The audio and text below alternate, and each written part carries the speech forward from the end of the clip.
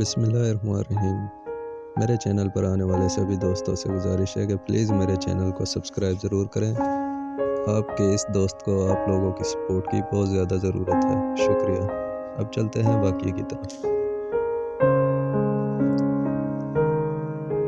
ایک بنی اسرائیل آدمی کا قصہ آیا ہے کہ حضرت محمد صلی اللہ علیہ وآلہ وسلم نے فرمایا کہ بنی اسرائیل میں ایک آدمی کفل نام کا تھا جو ہر قسم کی برائی میں شامل تھا۔ ایک دن اس کے پاس ایک عورت آئی اور اس نے اس سے کہا کہ اگر تم مجھے اتنے روپے دے دو تو میں اپنے آپ کو تمہارے حوالے کر دوں گی اور تم کو مجھ سے اپنی خواہش کرنے کا حق ہوگا۔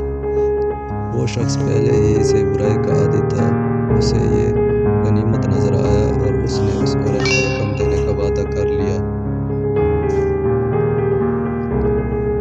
اور اس سے اپنی نفسانی خواہش پوری کرنے کے لیے کسی کمرے میں لے گیا۔ جب برائی کا وقت وہ عورت کانپنے لگی اور اس پر خوف و دہشت طاری ہو گئی۔ اس نے اس عورت سے پوچھا کہ تو کیوں خوفزدہ ہے اور کانپ رہی ہے؟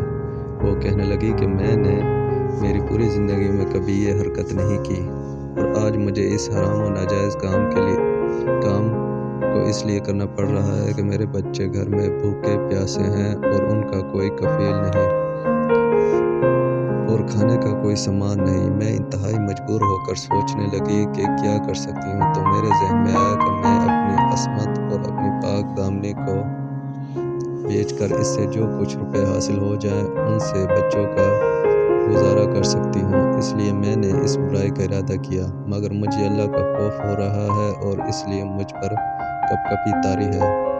عورت دل سے بات کہہ رہی تھی تو دل پر اثر انداز ہوئی اور عورت کی یہ داستان سن کر اس کا اللہ سے یہ خوف دیکھ کر اس مرد کے دل میں بھی اللہ کا ڈر اور خوف پیدا ہو گیا اور کہنے لگا کہ تم صرف ایک بار گناہ کا صرف ارادہ کر کے اللہ سے اس قدر خوف کر رہی ہو اور میرا حال یہ ہے کہ میں نے پوری زندگی اس کی نافرمانی میں اور معصیت میں گزاری ہے۔ مجھے اللہ کا تجھ سے زیادہ خوف کرنا چاہیے، اس لیے میں توبہ کرتا ہوں کہ آج سے کبھی گناہ نہیں کروں گا۔ اور کہنے لگا کہ میں نے جو تجھ سے رقم دینے کا وعدہ کیا ہے وہ بھی تجھ کو دوں گا۔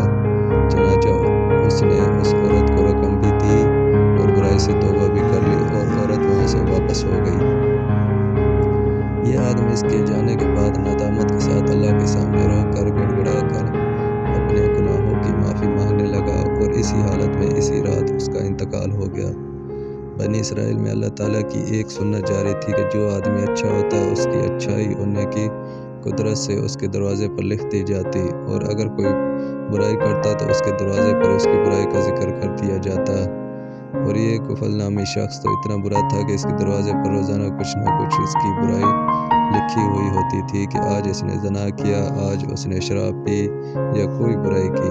سارے شہر میں اس کی رسوائی ہوتی اور سب لوگ کہتے تھے کہ یہ کیسا برا آدمی ہے اور لوگ اسی وجہ سے اس سے ڈرتے اور دور رہتے تھے۔ نبی پاک صلی اللہ علیہ وآلہ وسلم نے فرمایا کہ رات کو اس کا انتقال ہو گیا اور صبح لوگ اٹھ کر دیکھتے ہیں کہ اس کے دروازے پر لکھا ہوا ہے اللہ تعالیٰ نے کفل کی مغفرت کر دی، اور لوگ پڑھتے ہوئے جا رہے تھے۔ گزرنے والے روزانہ دیکھا کرتے تھے کہ اس کے دروازے پر کبھی کچھ تو کبھی کچھ لکھا ہوتا تھا، مگر آج عجیب بات یہ ہے کہ اس کے دروازے پہ اللہ تعالیٰ نے اس کی مغفرت کی خبر لکھی ہوئی ہے۔ لوگ کہنے لگے کہ آج اس کے ساتھ کیا معاملہ ہوا کہ اتنا برا آدمی، اتنا شریر و فاسق آدمی اور اللہ نے اس کی مغفرت کر دی۔